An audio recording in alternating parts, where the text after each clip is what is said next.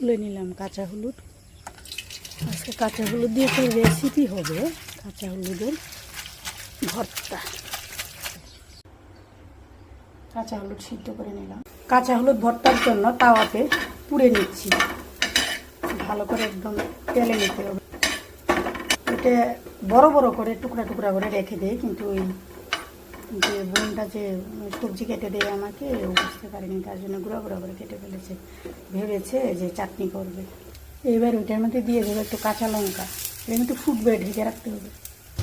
হলুদ আর লঙ্কা বের করে দিয়েছে, হলুদ আর লঙ্কা নামিয়ে নিয়েছে।